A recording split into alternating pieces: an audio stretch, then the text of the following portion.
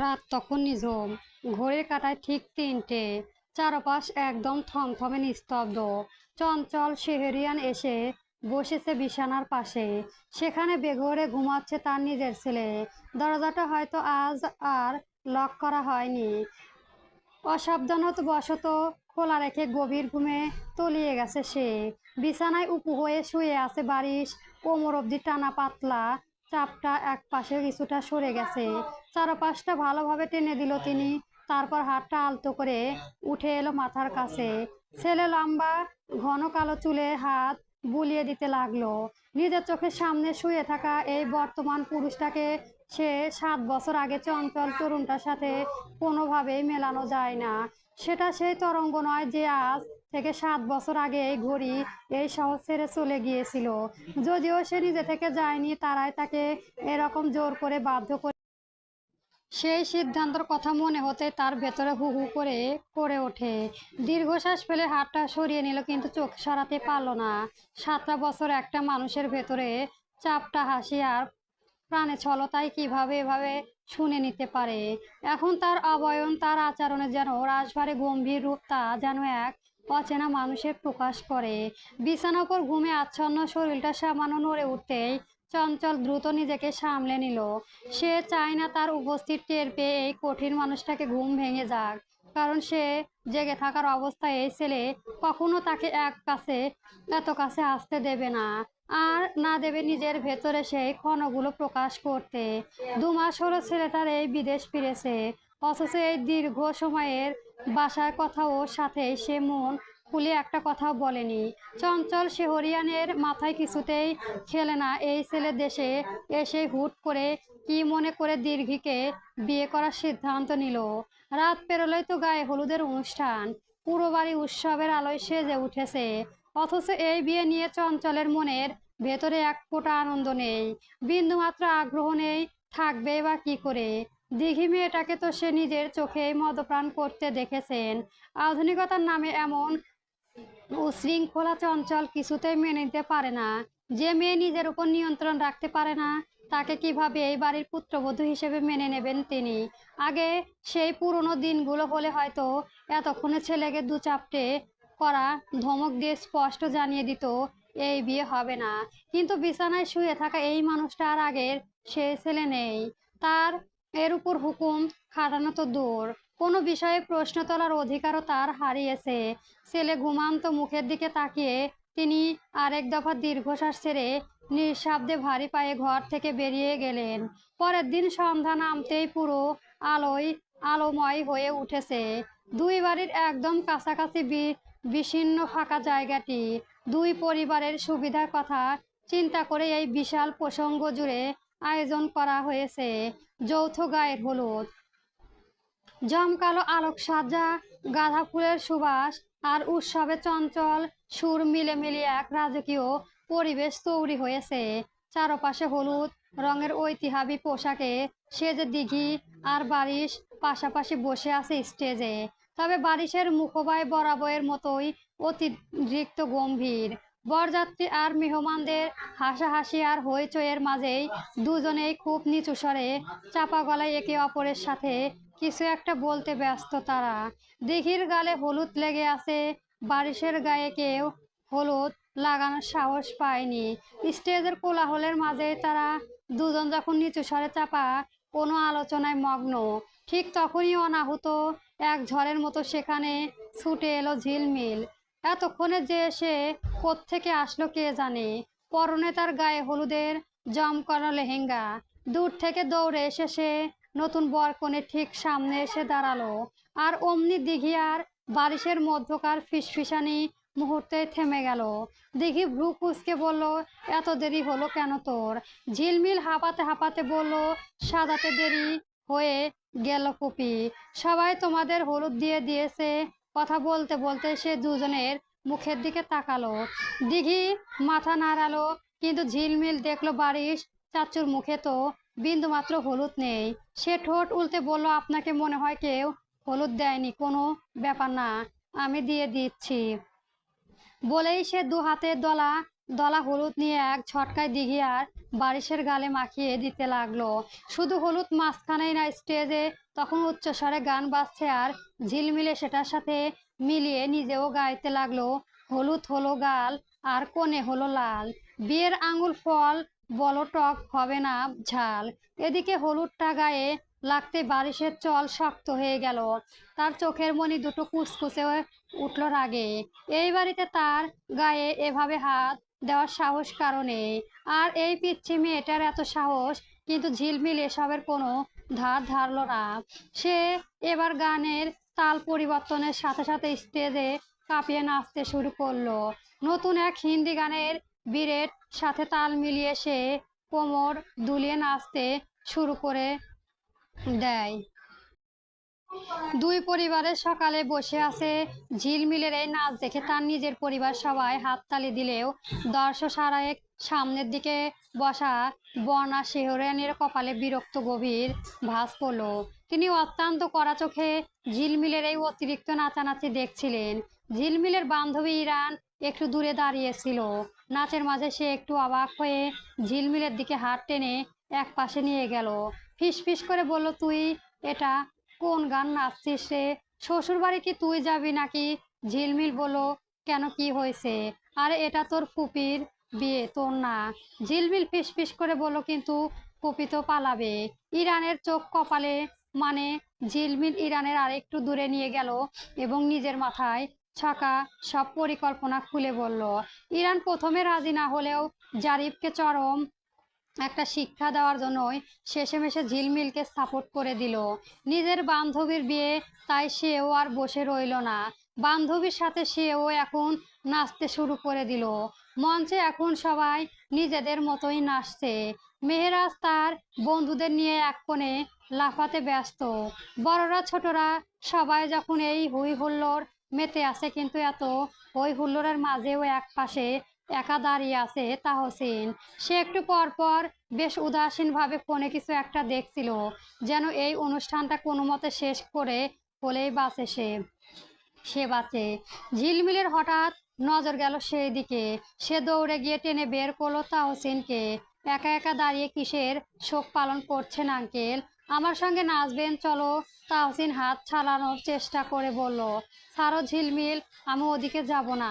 না, নাচতে হবে আমার সঙ্গে। বলতে বলতে তাকে টেনে নিয়ে এলো সবার মাঝখানে। তাহসিনের একটা হাত উপরে তুলে ধরলো এবং সেই হাতের নিচে নিজের আঙুল গলিয়ে সুন্দর করে পাক খেয়ে ঘুরতে লাগলো। দিঘি আর বারিশ এসব উপেক্ষা করে আরো কিছু একটা নিয়ে কথা বলছিল, কিন্তু দিঘির চোখে হঠাৎ সামনে পড়তে সে স্তব্ধ হয়ে গেল। সে দেখলো তাহসিন ঝিলমিলকে ঘোরাচ্ছে, হাসছে তাহসিন, কত খুশি সে। বিয়ের চিন্তায় দিঘি মারা যাচ্ছে, অথচ এই ছেলে এত খুশি। না, দিঘি এটা ভেবে কষ্ট হচ্ছে না যে তাহসিন ঝিলমিলকে ঘোরাচ্ছে, কারণ ঝিলমিল অনেক ছোট আর তাহসিন ও কখনো অন্য নজরে দেখে না। ও কষ্ট হচ্ছে এই কারণে যে দিঘির বিয়ে হচ্ছে, এটা দেখেই তাহসিনের বুকে একটুও কষ্ট লাগলো না। সে কতটা নির্বিঘ্ন, আর দিঘিকে ওভাবে পাথরের মতো সামনে তাকিয়ে থাকতে দেখে বারিশও নিজের অনীহা সত্ত্বেও সেই দিকে তাকায়। আর তাকাতেই সেকেন্ডের মধ্যে বারিশের পুরোপুরি বদলে গেল মুখের অবয়ন। শান্ত চোখ দুটো পলকেই জ্বলে উঠল ধক করে। তার তীক্ষ্ণ দৃষ্টি প্রথমে গিয়ে আটকালো ঝিলমিলে সেই ফুটফুটে পুতুলের মতো নিষ্পাপ মুখের উপর, যে এখনো তাহসিনের হাত ধরেই পাক খাচ্ছে। পরক্ষণে বারিশের চোখ চলে গেল ঝিলমিলের ফর্সা উন্মুক্ত পেটের দিকে। নাচে ঝেঁকে লেহেঙ্গার ওড়নাটা কখন যে সরে গিয়েছে তা ঝিলমিল নিজেও টের পায়নি। তার ফর্সা কোমর কটিদেশটি এখন তার সামনেও অনাবৃত।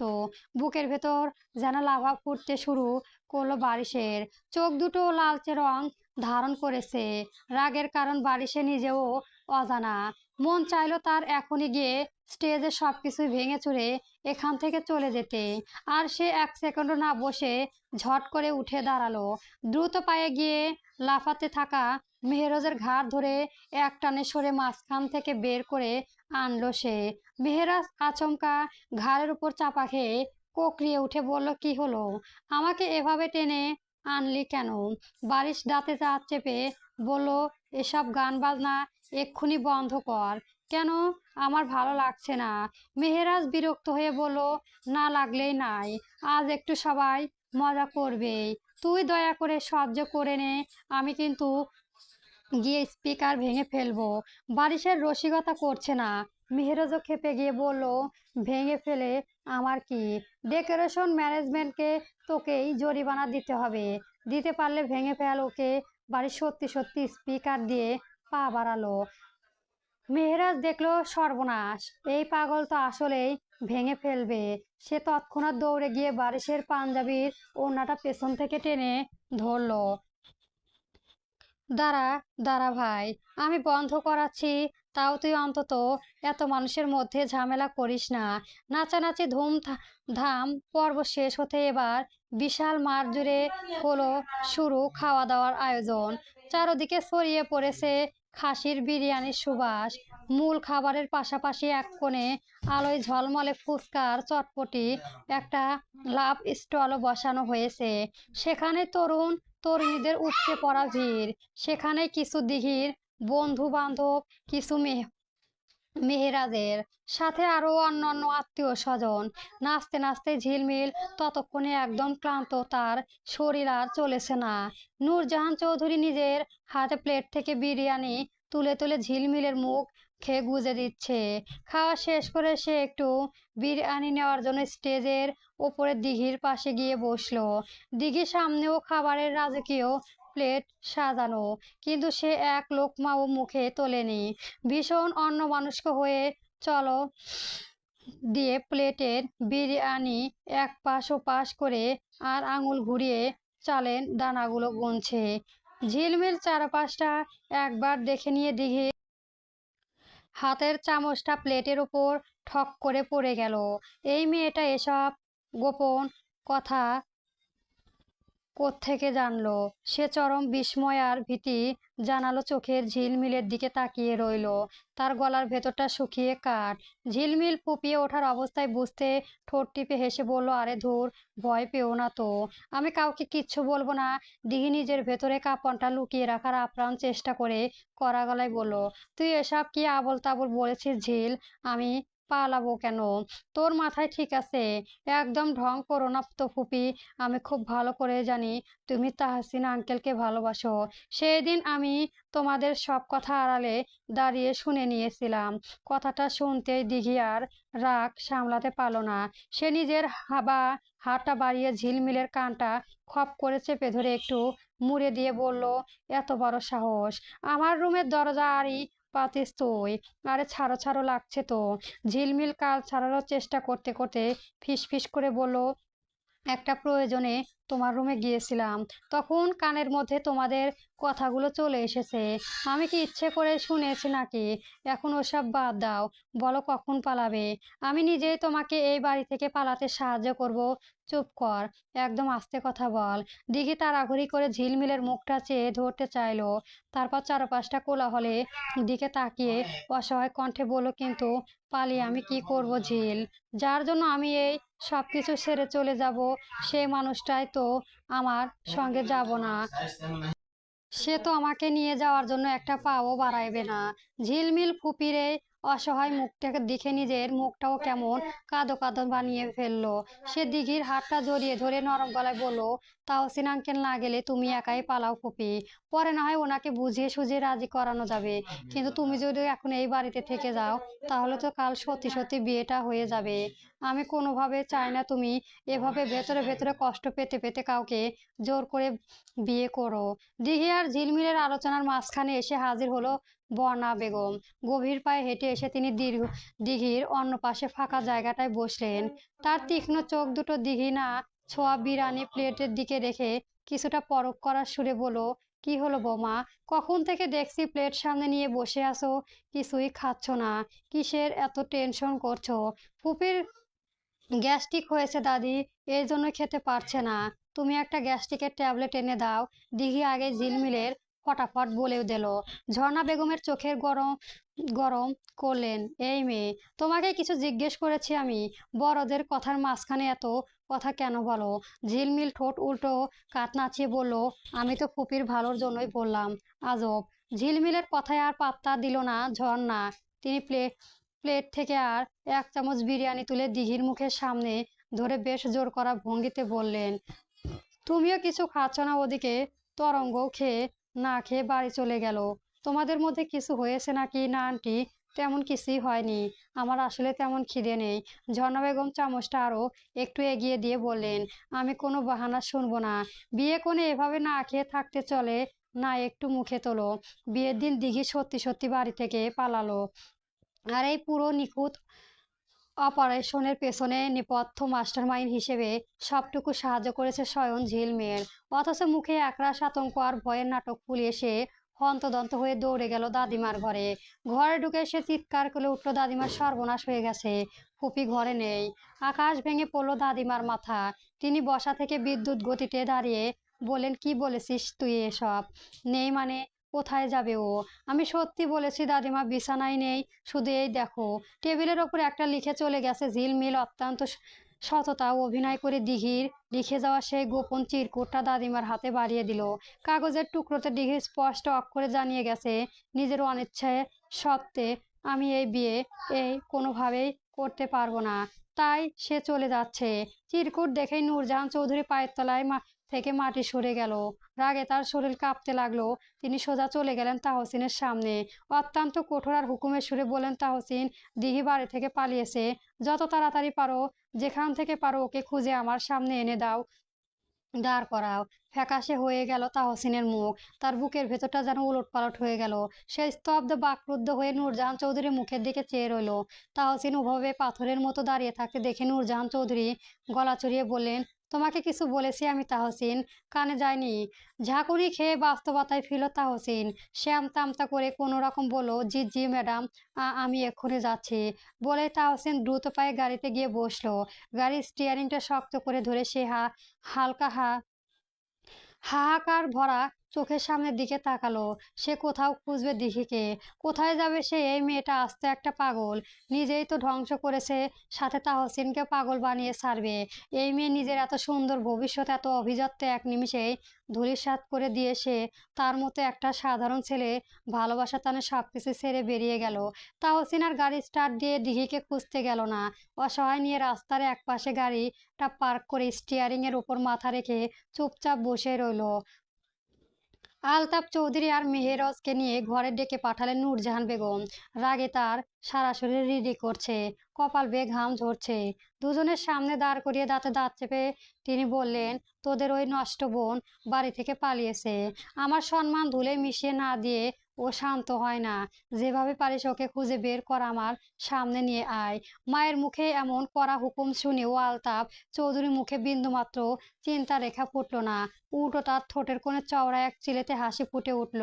তিনি বেশ ফুরফুরে গলায় বলেন, খুব ভালো হয়েছে। অত জোর করে বিয়ে দিতে যাচ্ছিলি কেন?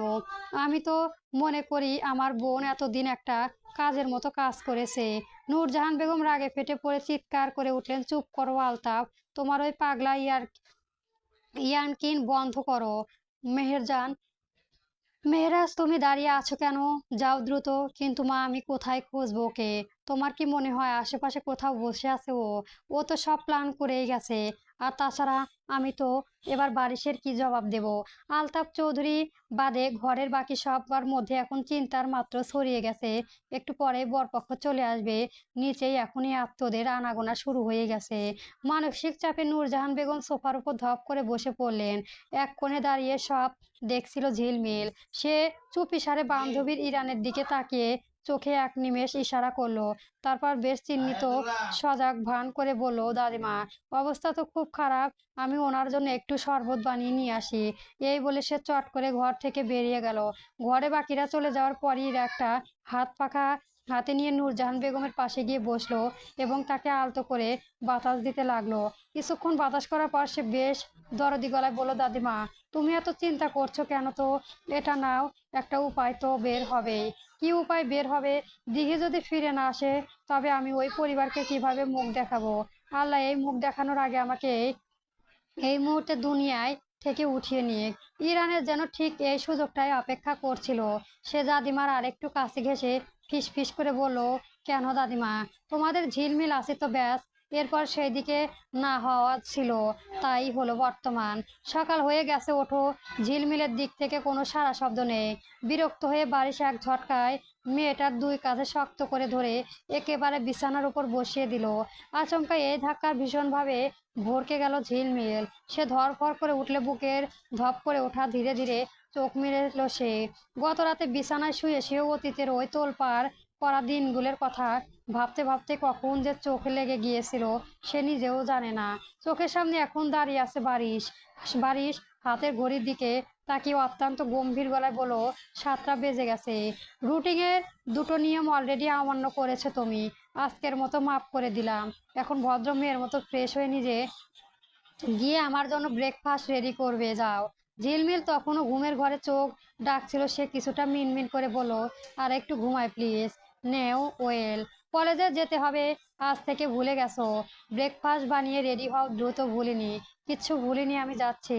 রাগাত গলায় বলল সে। বলেই সে রাগে পা ঠুকতে ঠুকতে ওয়াশরুমে গিয়ে ঢুকলো।